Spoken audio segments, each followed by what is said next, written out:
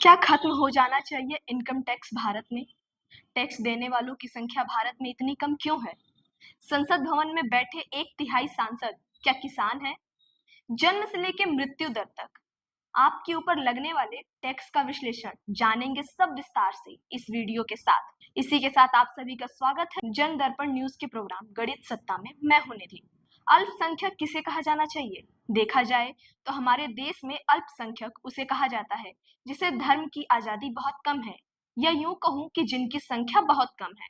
देखा जाए तो भारत में करीब 42 करोड़ लोग, मतलब अब 42 करोड़ से बढ़कर 45 करोड़ हो गए हैं जो कि भारत में रहते हैं। और अब 42 करोड़ के हिसाब से कैलकुलेशन किया जाए तो 2 करोड़ 24 लाख लोग ऐसे हैं जो अपने टैक्स के रूप में सरकार को अपनी आय का एक हिस्सा दे देते हैं। सबसे बड़ी बात यह है कि इस टैक्स में भारत सरकार को 19% की आमदनी होती है। सरल और सहज शब्दों में बताऊं तो भारत सरकार अपनी आमदनी का 19% हिस्सा इन लोगों से टैक्स के रूप में ले लेती है। इसके बाद भी यह मुट्ठी भर जो लोग टैक्स देते हैं, इन्हें कुछ नहीं मिलता है। एक मधुमक्खी एक फूल से उतना ही रस चूसती है जिससे उस फूल से उत्पन्न होने वाले फल को कोई नुकसान ना पहुंचे। ठीक उसी प्रकार भारत सरकार भी काम करती है। इन मुट्ठी भर टैक्स पेयर से अपनी आय का 19% आमदनी चूस लेती है, और यह मुट्ठी भर जो लोग टैक्स देते हैं वो लोग कुछ भी नहीं बिगाड़ पाते हैं इस भारत सरकार का, बस बेबस और लाचार बने रह जाते हैं। देखा जाए तो दुनिया के जितने भी देश में इनकम टैक्स की व्यवस्था है, सभी देशों में सबसे कम इनकम टैक्स पेयर भारत में है। अमेरिका में 48% इनकम टैक्स देखते हैं, फ्रांस में 58% इनकम टैक्स देते हैं लोग, ब्रिटेन में 49%, चीन में 11%, जापान में 21% लोग इनकम टैक्स देते हैं। लेकिन भारत में सिर्फ 1.6% लोग ही इनकम टैक्स देते हैं। आप देखें तो भारत पश्चिमी सभ्यता की तरह उनकी नकल तो उतार लिया है, लेकिन इनकम टैक्स की प्रणाली को भारत में लागू नहीं कर पाया है जैसे सभी देशों में है।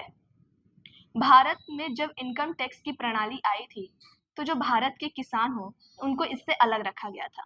इसकी वजह यह थी कि भारत में जो सबसे ज्यादा किसान हैं वह गरीब और मध्यम वर्ग से आते हैं। इसी वजह से कृषि की आय को इनकम टैक्स की प्रणाली से अलग रखा गया, मतलब भारत के जो किसान थे वह इनकम टैक्स नहीं देते हैं।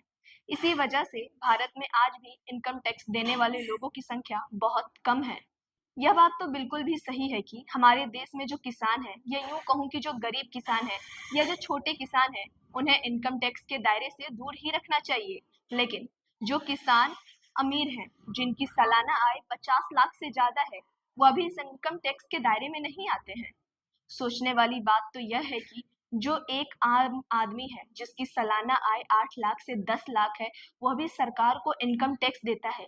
लेकिन वह किसान जिसकी सालाना आय 50 लाख से ज्यादा, या यूं कहूं कि 1 करोड़ तक है, वह इस इनकम टैक्स के दायरे से बाहर है।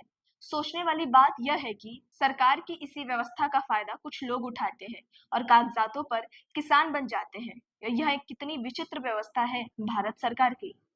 देखा जाए तो संसद में बैठने वाले 1/3 सांसद ऐसे हैं जो कहते हैं कि वह किसान हैं, और यही वजह है कि उन्हें भी इनकम टैक्स नहीं देना पड़ता है। एक रिपोर्ट के अनुसार यह भी देखा गया है कि भारत में अलग अलग जगह से आने वाले बहुत लोग ऐसे हैं जो कागजात पर यह दिखाते हैं कि वह कृषि से हैं, वह एक किसान है, जिनके वजह से वह भी इनकम टैक्स से बच जाते हैं। उदाहरण के लिए आपको बता दें कि हाल ही में देखा गया कि शाहरुख खान की बेटी ने एक जमीन खरीदी कृषि के लिए, और रजिस्ट्रेशन करने के लिए कागजातों पे बताया कि वह एक किसान है। आप खुद सोचिए, शाहरुख खान की बेटी सुहाना खान को किसान बनने की क्या जरूरत आ पड़ी? दरअसल सच्चाई तो यह है कि कागजात पर खुद को किसान बताकर बड़े लोग इनकम टैक्स देने से बचते हैं, और यह बड़ी मात्रा में ऐसा देखा भी गया है। भारत में कृषि की आबादी 50% है, इसी वजह से भारत में टैक्स देने वालों की संख्या 1.6% है। जो टैक्स पेयर हैं उन्हें क्या ही मिलता है भारत सरकार से? टैक्स देने के बाद भी शायद कुछ नहीं। भारत सरकार इन्हें साफ पानी, हवा और 24 घंटे बिजली तक की भी व्यवस्था नहीं दे पाती है। साफ पानी के लिए आरओ वाटर खरीदने के लिए लोग बाहर निकलते हैं, बिजली के लिए इन्वर्टर खरीदने के लिए बाहर जाते हैं, और सरकार उन सामानों पर भी टैक्स लगा देती है क्योंकि वह इन्हें लग्जरी आइटम मानती है। और जो टैक्स पेयर हैं उनसे एक बार फिर दोबारा वसूली कर लेती है। भारत सरकार यह बोलकर वसूली करती है कि यह एक लग्जरी आइटम है। सोचिए जरा, एक आदमी सरकार को टैक्स देता है, सरकार उसे कुछ नहीं दे पाती है, ना शुद्ध हवा, ना शुद्ध पानी। वह इंसान जब शुद्ध पानी के लिए दुकान पर जाता है, आरओ वाटर खरीद कर लाता है, तो देखा जाए तो हर एक के किचन में आज के समय में आरओ वाटर मिल ही जाता है। और सरकार इन आरओ वाटर पर भी लग्जरी आइटम बताते हुए 18% का टैक्स उस इंसान से फिर एक बार वसूल लेती है, यह बात करके कि यह एक लग्जरी आइटम है। सरकार आपको 24 घंटे बिजली भी नहीं दे पाती है। उससे बचने के लिए आप इन्वर्टर खरीद के ला रहे हैं, तो उस पर भी 18% टैक्स है।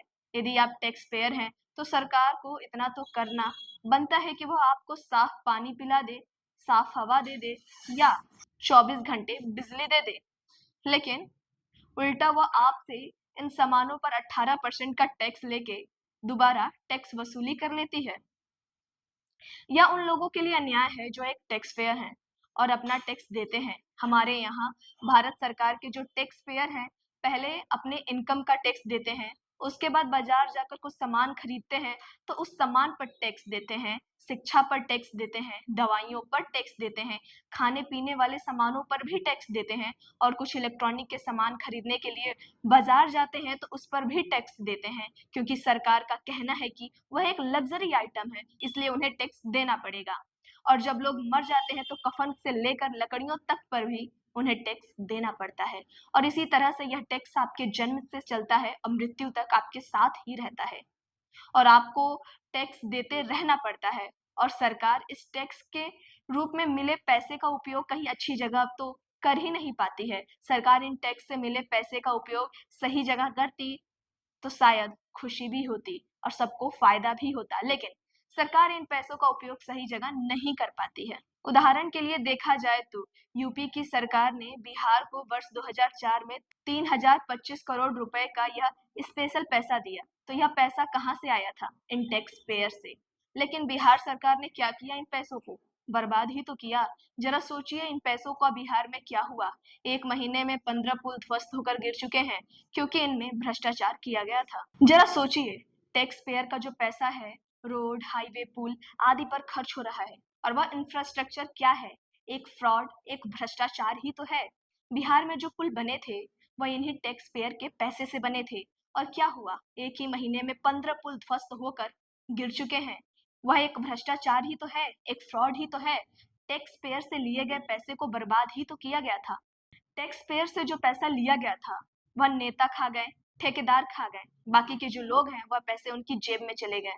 जरा आप भी सोचिए, एक टैक्स पेयर जो पैसा देता है उसके पैसे से रोड मार्ग का निर्माण किया जाता है, एक बारिश में वह टूट जाता है, वह रोड खराब हो जाता है, गड्ढे पड़ जाते हैं।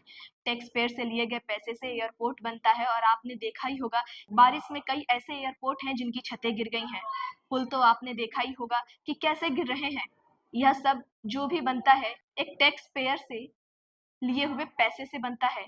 काम दिखाकर उसकी आड़ में पैसे ऐंठ लिए जाते हैं। टैक्स पेयर से लिए गए पैसे का उपयोग सही जगह नहीं किया जाता। इस पैसे से नेता अपनी जेब भरने का काम करते हैं या यूं कहूं कि जेब गर्म करने का काम करते हैं। यह जो बात है मैं आपके सामने रखी हूँ वह इसलिए रखी हूँ कि आपको भी पता होना चाहिए कि इस देश में जो भी इंफ्रास्ट्रक्चर बनता है वो हमारे यहाँ यूं कहूँ कि एक टैक्स पेयर की जेब से लिए गए पैसे से ही बनता है। हम सरकार से इतनी उम्मीद तो कर ही सकते हैं कि वह ऐसा इंफ्रास्ट्रक्चर बनाए कि वह 10, 20, 25, 50 साल तक ना गिरे। तो इस पर आपकी क्या राय है? कमेंट बॉक्स में जरूर बताएं।